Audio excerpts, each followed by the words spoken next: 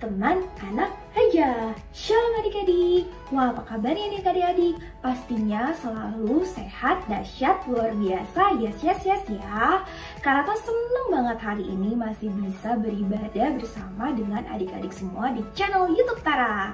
Nah adik-adik, sebelum kita mulai ibadah kita, kakak punya satu pengumuman nih. Di tanggal 13 Februari, kita akan sama-sama merayakan ulang tahun sekolah minggu yang ke-32. Dicatat ya adik-adik, kita akan sama-sama beribadah melalui Zoom dan YouTube. Nah sekarang yuk kita persiapkan hati kita untuk memuji dan menyembah nama Tuhan Yesus. Tuhan Yesus memberkati, selamat beribadah.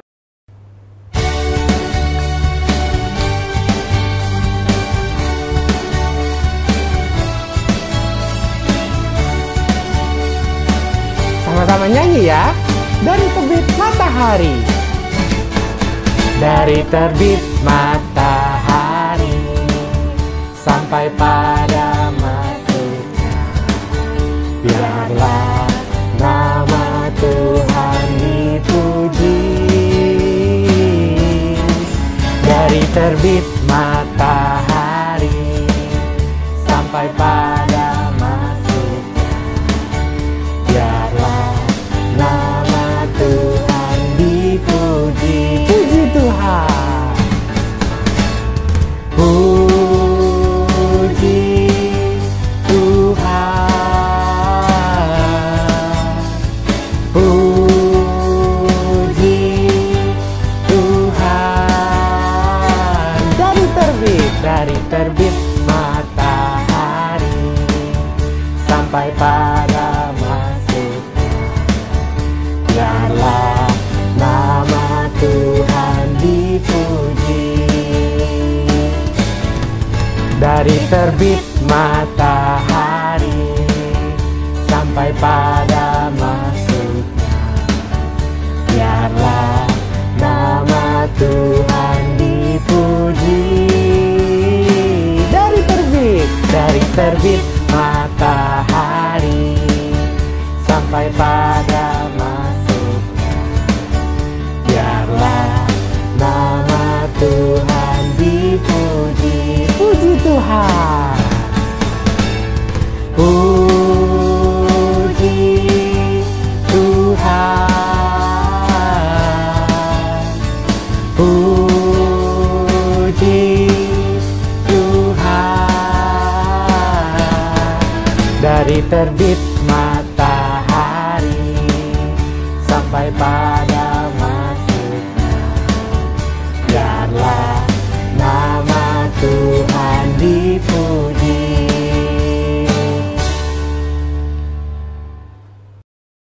Wow, adik-adik tadi memuji Tuhannya semangat banget ya Kak Vero. Yuk sekarang kita mau siapkan hati kita karena kita mau mendengarkan firman Tuhan. Sambil kita naikkan pujian ini. Selamat pagi Bapa.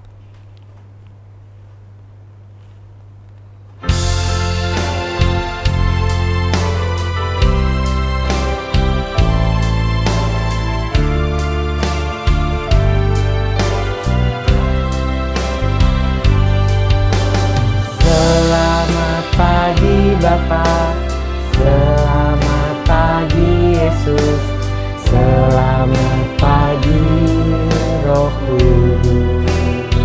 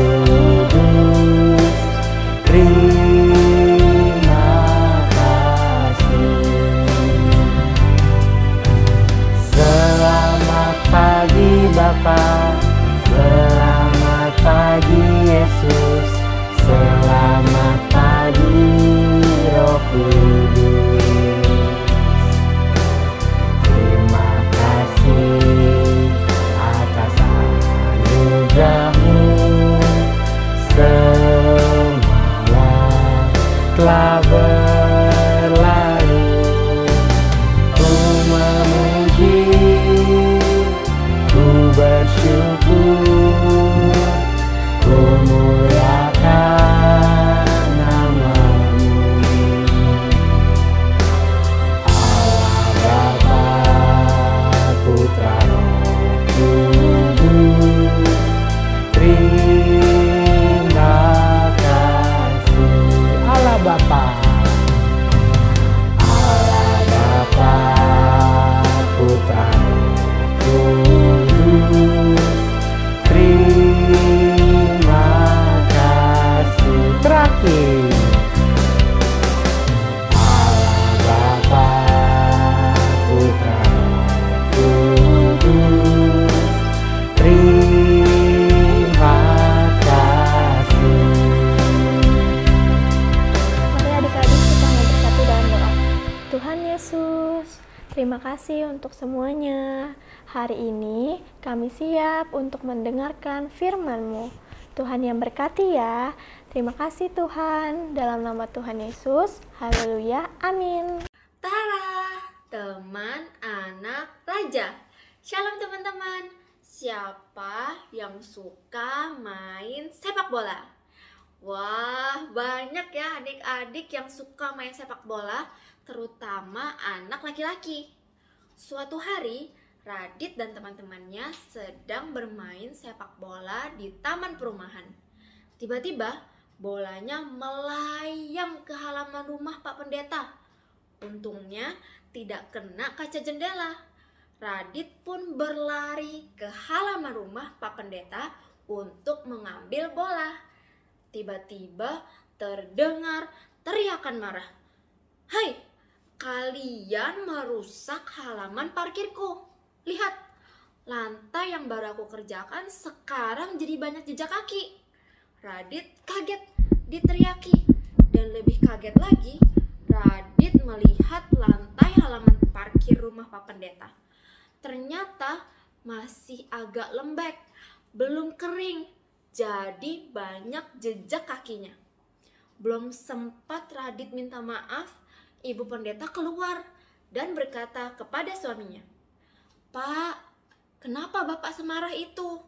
Bapak mengajarkan kasih. Seharusnya lebih tahu bagaimana bersikap dan mengasihi anak-anak." Dalam kemarahannya, Pak Pendeta menjawab, "Aku memang mengajarkan kasih, tetapi tidak untuk kerusakan yang ditimbulkan anak-anak itu. Lihat, halaman parkirku jadi rusak. Aku mengerjakan dengan susah payah seharian." Ibu Pendeta dengan lembut berkata, "Jangan jadi orang yang berkata banyak tentang kasih. Jadilah orang yang berbuat banyak menyatakan kasih itu." Pak Pendeta pun terdiam dan menunduk, menyadari kesalahannya. Radit buru-buru mendekati minta maaf. "Maaf Pak Pendeta, saya salah. Saya tidak tahu kalau halaman parkir ini semennya masih basah." Pak Pendeta pun menjawab, "Tidak apa-apa Radit, Bapak yang minta maaf karena sudah memarahi kalian. Tidak apa-apa, nanti Bapak perbaiki. Izinkan saya dan teman-teman membantu Bapak untuk memperbaikinya ya," kata Radit. Lalu Pak Pendeta menjawab, "Tidak perlu, kalian lanjutkan saja main bolanya." Tapi kalau memang kalian mau membantu, ya boleh juga." Radit dan teman-temannya pun berhenti bermain bola dan membantu Pak Pendeta. Ada yang membawakan pasir, mengambil air, mengaduk semen, dan akhirnya pekerjaannya selesai. Ibu Pendeta menempelkan kertas bertuliskan, "Hati-hati, tembok masih basah." Lalu mengajak Radit dan teman-temannya menikmati pisang goreng yang masih hangat dengan es sirup. Mereka semua bersuka cita.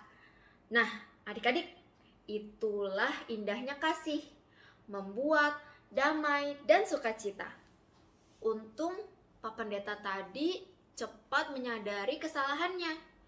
bahwa tidak ada gunanya mengajarkan kasih jika kita tidak melakukannya. Kita juga sering mengaku kita punya kasih, tetapi tidak melakukan kasih itu. Misalnya, kita bilang mengasihi dan sayang mama papa, tapi mama minta tolong kita untuk ambilkan sesuatu atau bantu rapikan kamar, kita nggak mau, bahkan ngomel atau marah-marah. Atau kita bilang mengasihi adik, tapi adik kita pinjam mainan, kita nggak kasih. Atau teman kita jatuh, kita nggak tolongin, malah ketawain. Dan banyak hal lainnya yang kita lakukan tidak menunjukkan kita punya kasih.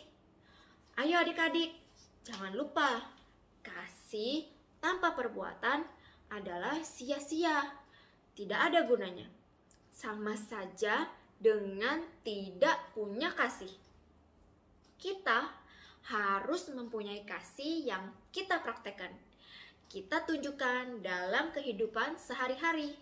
Seperti Tuhan Yesus yang sangat mengasihi manusia dengan bukti nyata datang ke dunia, menolong manusia, bahkan mau mati untuk menyelamatkan semua orang yang percaya kepadanya. Setelah bertobat, sepanjang hidupnya Rasul Paulus pergi berkeliling bukan hanya dari kota ke kota, tetapi dari negara ke negara dengan perjalanan yang sangat jauh, bahkan berbahaya. Untuk apa ya adik-adik? Betul, untuk menceritakan tentang kasih Tuhan Yesus yang telah mati untuk menebus dosa manusia, agar banyak orang percaya dan bertobat. Bukan hanya orang Yahudi saja, tetapi juga orang bukan Yahudi, yaitu bangsa-bangsa lain. Rasul Paulus juga mengajarkan banyak hal kepada jemaat yang telah didirikannya di berbagai kota dan negara-negara. Dan karena jarak yang jauh, tidak jarang Rasul Paulus mengajar atau menasehati jemaatnya dengan cara bertulis surat. Salah satunya untuk jemaat di Korintus. Paulus ingin mengajarkan inti dari kehidupan seorang Kristen, yaitu kasih. Paulus berkata, "Sekalipun aku bisa semua bahasa manusia dan bahasa malaikat, dan memiliki semua pengetahuan atau pintar sekali, atau punya iman yang kuat yang bisa memindahkan gunung, bahkan membagikan semua harta dan menyerahkan nyawa, tetapi jika aku tidak punya kasih, aku tidak berguna dan semuanya sia-sia."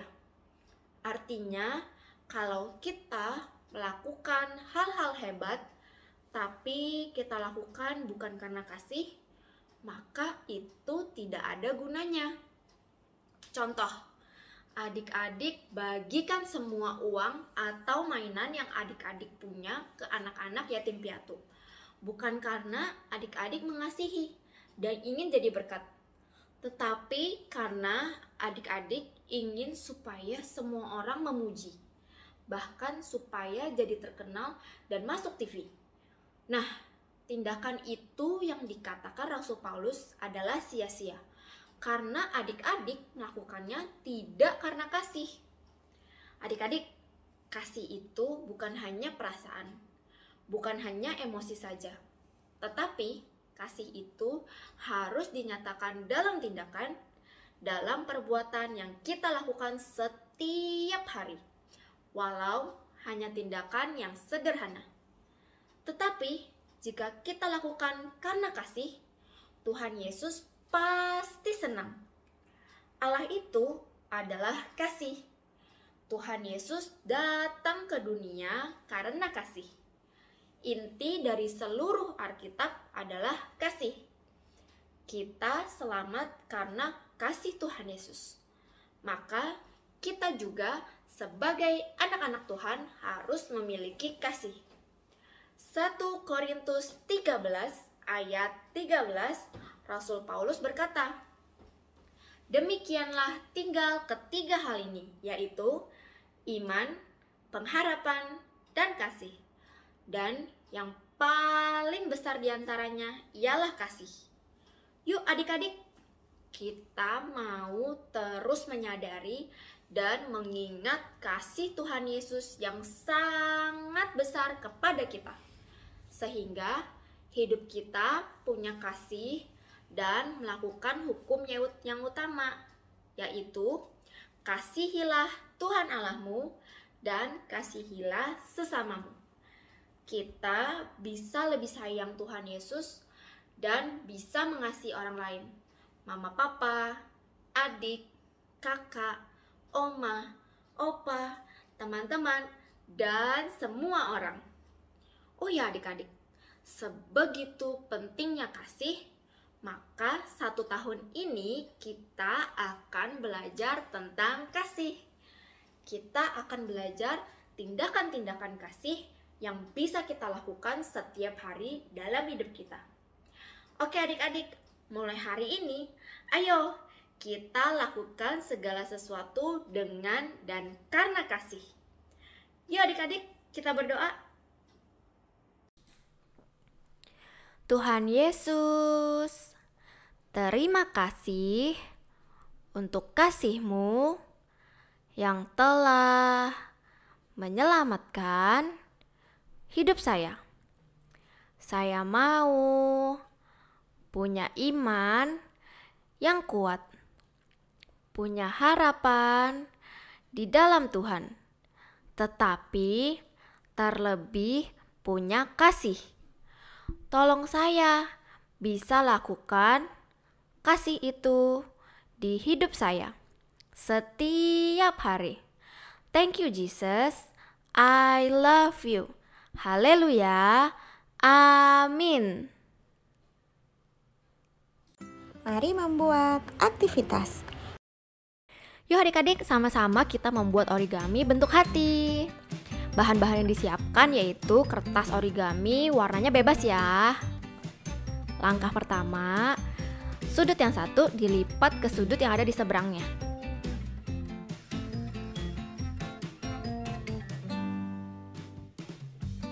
Kalau sudah, dibuka dan diulangi di sudut yang satunya lagi.